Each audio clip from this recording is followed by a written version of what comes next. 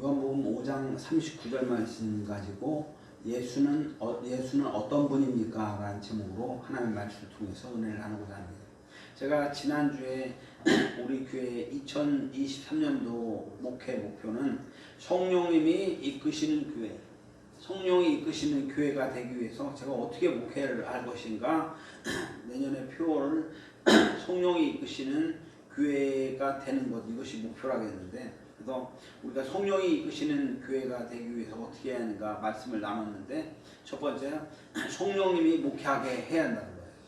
그래서 성령님이 우리 교회를 목회를 해야 하는데, 성령님이 목회를 하려면 어떻게 하냐.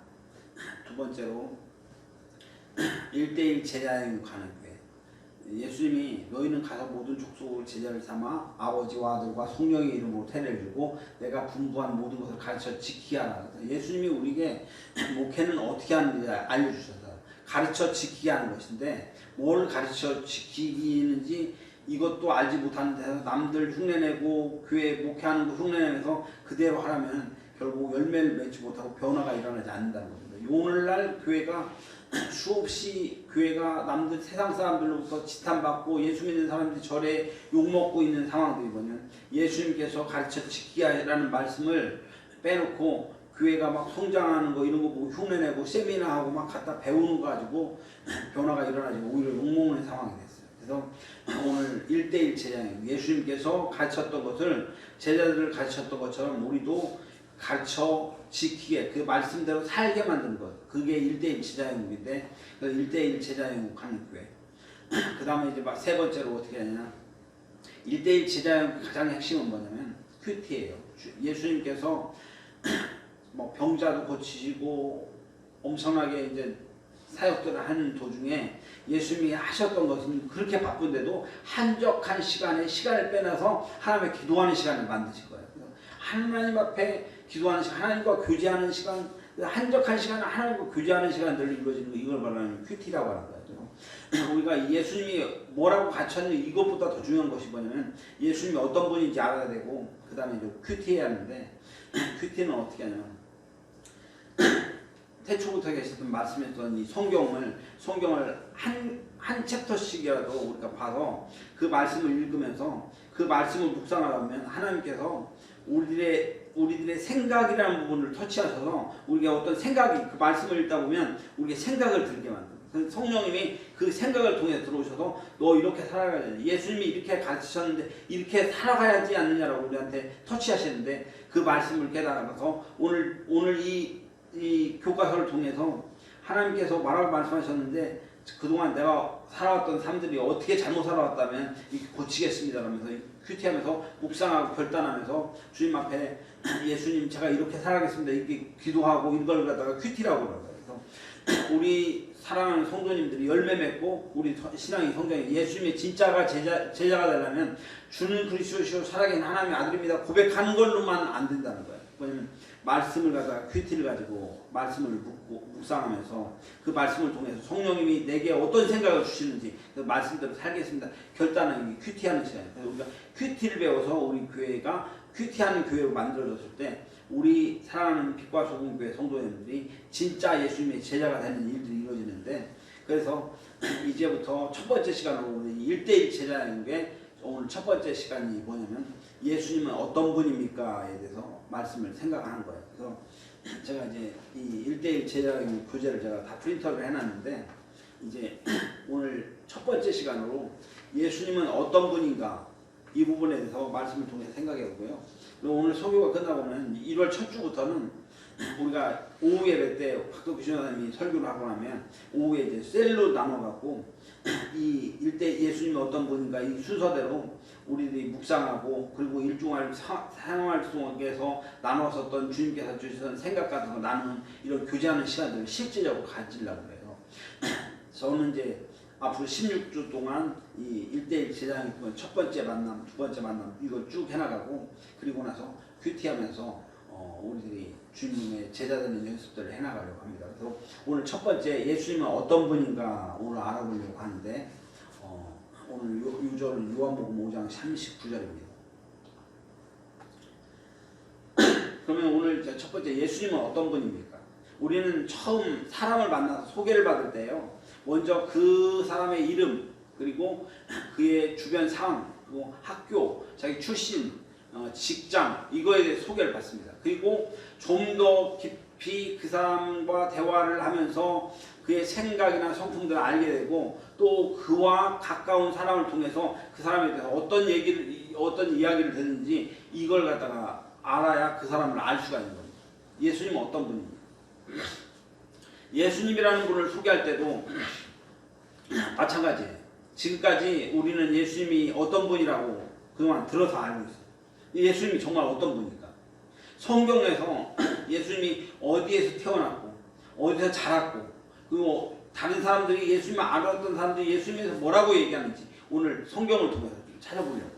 사람마다 예수님에 대해 생각이 나름대로 생각이 있어요. 그러나 예수님이 어떤 사람인지 알기 위해서는 본인의 이야기, 예수님이 나는 어떤 사람이다 라고 얘기하는 그 이야기, 그리고 예수님과 가까이 있었던 예수님의 제자들이 예수님에 대해서 뭐라고 얘기하는지에 대해서 의견을 들어봐야 할 거예요. 그래서 오늘 그에 대한 말씀을 좀 생각해 보려고 하는데요.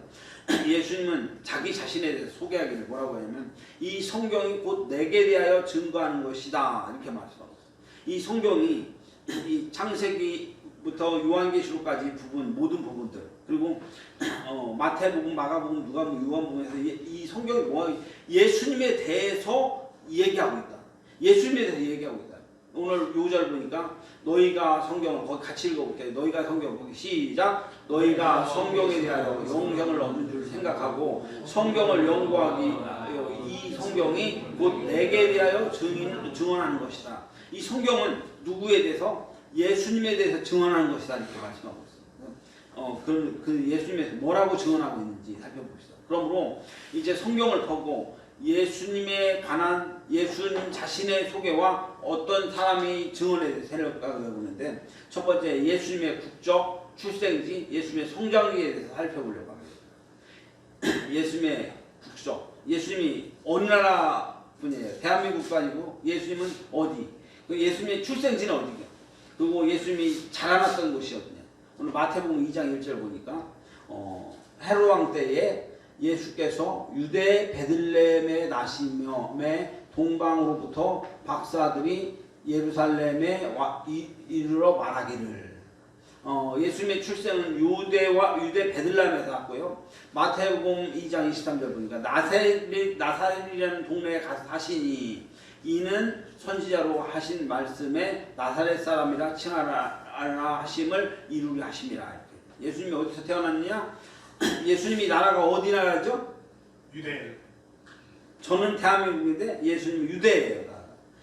그리고 그 유대 베들레헴에서 예수님이 태어나셨고요. 예수님이 자랐던 동네가 어디라겠죠? 나사렛이라고 했다고. 그러면 이게 뭐냐면 사람마다 자기의 소개하면 저 국적과 출생지를 생각하면 저는 나라가 어디냐면 대한민국. 리퍼블릭 오브 코리아. 한국이 대한민국. 제 출생지는 충남 구역은 신촌 수용소라는 동네에서 태어났고요. 자라난 곳은 충남 구역 군수리에서 자라났어요.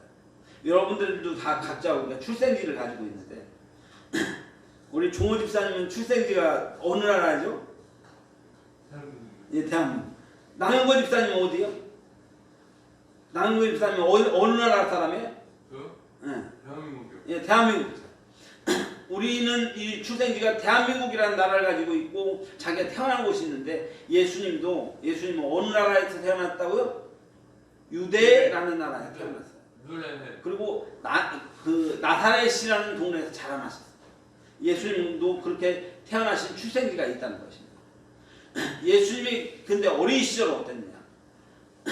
예수님은 이 땅에 태어났을 때 갑자기 그 어른으로 30살짜리 청년으로 오신 것이 아니라 예수님은 아가로 태어나고 재미처럼 아가로 태어나서 점점점 자라고 났는데, 오늘 누가복음 2장 52절은 뭐라고 하냐면 예수는, 같이 읽어봅시다. 시작. 예수는 지혜와 희가 자라나가며 하나님의 자녀와 사람들에게 더욱 사랑스러워 가시더라. 예수님이 그런 어린 시절을 거쳤더라고요. 제 어린 시절에 대한 사진을 한 장 보여줬어요. 제 어린 시절에 여기에 제가 어디 있을까요? 할머니 옆에. 저 할머니 옆에 있는 옛날에 제가 어렸을 때 별명이 의들이었어요. 오돌이 의들이. 이거 좀 되게 좀 그래 보였었던 제 어린 시절에. 예수님도 어린 시절에 있었는데 저와는 달리 예수님은 지혜롭고 사랑스럽고 막 귀엽고 막 이렇게 자라요. 우리 기전사님 사진 보니까 정말 막 귀여워서 막 깨물어주고 싶을 정도, 그 정도 있는 우리 어린 시절을 갖고 있어요. 여러분들 각자의 어린 시절이 있었듯이 예수님도 그런 어린 시절이 있었다는 것입니다. 그러면 이 성경에서 예수님에 대해서 성경은 어떻게 묘사하고 있어요? 예수님에 대해서 사람들이 뭐라고 묘사하고 있느냐? 마태복음 4장 2절 예수님은 어떤 분이냐? 40일을 밤낮으로 금식하신 주에 줄이신지라.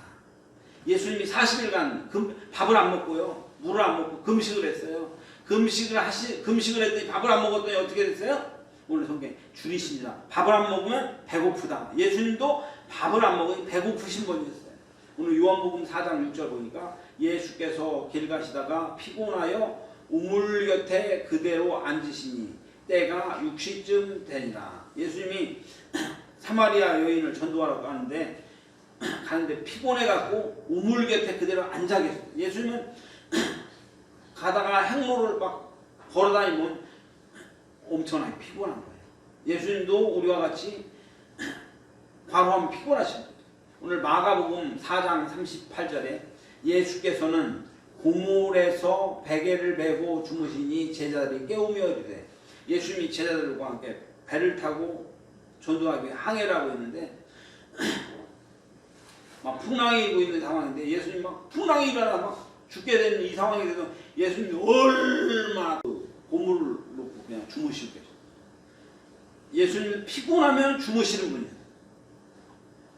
요한복음 11장 35절 예수께서 눈물을 흘리세요. 예수님은 슬프시면 우시던 분이에요. 속상하잖아요. 속상하고 아픈 예수님은 눈물 한 번, 피눈물도 없다라는 거예요. 예수님은 피눈물도 없으신 분이 아니라 슬픈 일이 있어도 우실 수 있는 분이었어요. 예수님이 정말 사랑했었던 나사로가 죽었어. 그래서 예수님은 나사로를 보고 눈물을 흘리시다. 예수님은 슬픈 일이 있을 때 예수님 똑같이 우리와 같이 피눈물이 있고 우셨던 분이에요. 이런 예수님의 모습을 보면서 우리는 무엇을 느낄 수 있습니까? 예수님은, 저는 이런 적어놨어요. 예수님은 하나님의 아들이시지만 우리와 똑같은 사람으로 이 땅에 오신 분이에요. 예수님은 이 땅에 오셨지만 진짜 사람, 우리가 똑같은 사람으로 이 땅에 오신 분이라는 것을 느낄 수가 있어요. 근데 히브리서 4장 15절 보니까 우리에게 있는 대제사장은 우리의 연약함을 동정하지 못할 이시가 아니시고, 우리들의 연약함을 동정하지 않는 분이 아니고 모든 일에 우리와 똑같이 시험을 받으시되 죄는 없으시니라, 이렇게 말씀하고 있습니다. 우리는 어떤 면에서 예수님은 어떤 면에서 우리 인간과 똑같습니까? 우리들의 연약함을 동정하시고요, 우리들의 연약함 아픈 걸 예수님도 아시고 눈물도 아시는 분이죠. 근데 예수님은 어떤 면에서 우리 인간과 다른 분입니다. 어떤 모든 일에 대해서 똑같이 시험을 받지만 예수님은 죄가 없으신 분이라 기억하는 은혜가 있기를 바랍니다. 예수님은 우리와 같이 시험을 받지만 예수님은 죄가 없으신 분입니다. 이상같이 증거를 토대로 예수님을 위대한 성인이라고 말하기도 하고 종교의 창시자라고 예언자라고 하기도 하지만 충분히 할 수 있는 생각이지만, 그런데 정작 예수님의 입에서 나왔었던 말씀, 예수님은 뭐라고 해요? 요한복음 10장 30절에 예수님은 자신을 어떻게 묘사해요? 예수님은 자신을 어떻게 묘사했습니까? 10장 30절 같이 나와 아버지는 거의 읽어보겠습니다. 시작. 나와 아버지는 하나이냐. 이게 무슨, 예수님과 아버지, 여기서 아버지는 누구를 얘기하고 있습니까? 아버지는 하나님 아버지를. 예수님과 하나님은 한 분이다라고 이렇게 얘기하고 있는 거예요. 어떻게 생각하면 이게 좀 건방져요. 하나님하고 나와 하나라고 얘기해요. 독선적인 말 같지만 이 발언은 다른 곳에도 볼 수 있어요. 오늘 요한복음 5장 23절에서 예수님은 자신이 하나님과 똑같이 공경을 받으실 분이다라고 하고 있어요.